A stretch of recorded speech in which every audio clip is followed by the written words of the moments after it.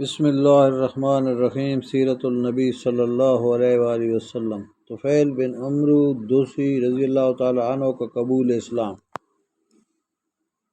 طفیل بن عمرو دوسی ایک اونچے درجے کے شاعر تھے۔ یہ ایک مرتبہ مکہ آئے۔ ان کی آمد کی خبر سن کر قریش ان کے گرد جمع ہو گئے۔ انہوں نے طفیل بن عمرو دوسی سے کہا، آپ ہمارے درمیان ایسے وقت میں آئے ہیں جب کہ ہمارے درمیان اس شخص نے اپنا معاملہ بہت پیچیدہ بنا دیا ہے۔ اس نے ہمارا شیرازہ بکھیر کر رکھ دیا ہے، ہم میں پھوٹ ڈال دی ہے۔ اس کی باتوں میں جادو جیسا اثر ہے۔ اس نے دو سگے بھائیوں میں پھوٹ ڈال دی ہے۔ اب ہمیں آپ کی اور آپ کی قوم کی طرف سے بھی پریشانی لاحق ہو گئی ہے۔ اس لیے اب آپ نہ تو اس سے کوئی بات کریں گے اور نہ اس کی کوئی بات سنیں۔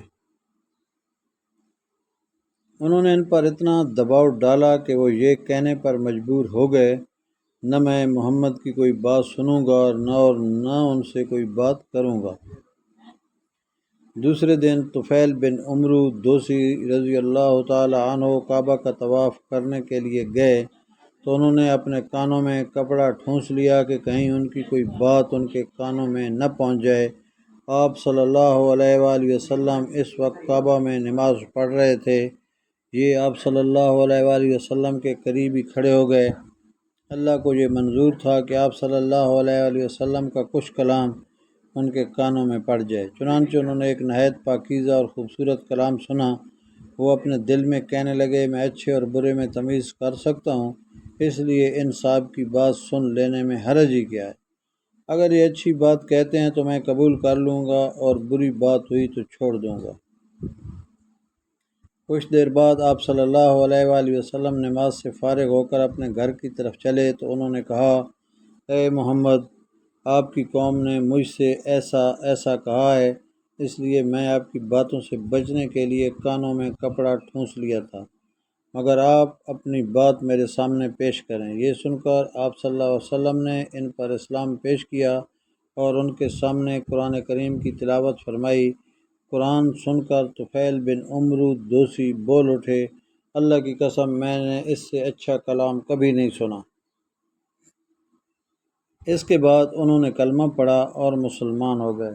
پھر انہوں نے عرض کیا، اے اللہ کے نبی صلی اللہ علیہ وآلہ وسلم، میں اپنی قوم میں اونچی حیثیت کا مالک ہوں، وہ سب میری بات سنتے ہیں، مانتے ہیں۔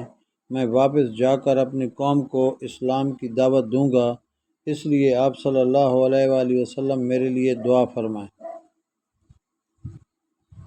اس پر آپ صلی اللہ علیہ وآلہ وسلم نے ان کے لیے دعا فرمائی۔ پھر وہ واپس روانہ ہو گئے۔ اپنی بستی کے قریب پہنچے تو وہاں انہیں پانی کے پاس کافی کھڑے نظر آئے۔ عین اس وقت ان کی دونوں آنکھوں کے درمیان چراغ کی مانند ایک نور پیدا ہو گیا، اور ایسا آپ صلی اللہ علیہ وآلہ وسلم کی دعا کی وجہ سے ہوا تھا۔ رات بھی اندھیری تھی۔ اس وقت انہوں نے دعا کی، اے اللہ، اس نور کو میرے چہرے کے علاوہ کسی اور چیز میں پیدا فرما دے۔ مجھے ڈر ہے میری قوم کے لوگ یہ نہ کہنے لگیں کہ دین بدلنے کی وجہ سے اس کی شکل بگڑ گئی ہے۔ چنانچہ اسی وقت وہ نور ان کے چہرے سے ان کے کوڑے میں آ گیا۔ اب ان کا کوڑا کسی قندیل کی طرح روشن ہو گیا۔ اس بنیاد پر حضرت طفیل بن عمرو دوسی رضی اللہ عنہ کو ذی النور کہا جانے لگا، یعنی نور والے۔ وہ گھر پہنچے تو ان کی والد ان کے پاس آئے۔ انہوں نے ان سے کہا، آپ میرے پاس نہ آئیں، اب میرا آپ سے کوئی تعلق نہیں اور نہ آپ کا مجھ سے کوئی تعلق رہ گیا ہے۔ یہ سن کر ان کے والد نے پوچھا، کیوں بیٹے، یہ کیا بات ہوئی؟ انہوں نے جواب دیا، میں مسلمان ہو گیا ہوں، میں نے محمد صلی اللہ علیہ وآلہ وسلم کا دین قبول کر لیا ہے۔ یہ سنتے ہی ان کے والد بول اٹھے، بیٹے، جو تمہارا دین ہے وہی میرا دین ہے۔ تب طفیل بن عمرو دوسی رضی اللہ عنہ نے غسل کرنے اور پاک کپڑے پہننے کے لیے کہا۔ جب وہ ایسا کر چکے تو ان پر اسلام پیش کیا۔ وہ اسی وقت کلمہ پڑھ کر مسلمان ہو گئے۔